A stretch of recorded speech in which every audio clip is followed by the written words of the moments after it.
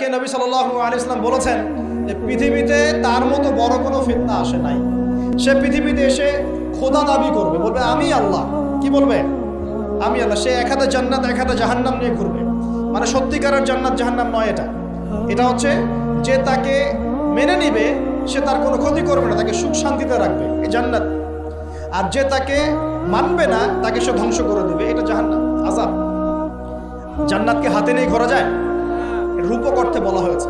সে বৃষ্টি দিতে পারবে, সে ফসল বেশি করে দিবে, যারা ওর আনুগত্য করবে তাদেরকে ফসল বাড়িয়ে দিবে, তাকে গুপ্তধন তার পিছু করবে, যারা তাকে মেনে নিবে ওদেরকে গুপ্তধন দিবে, আর অনেক কিছু সে করবে।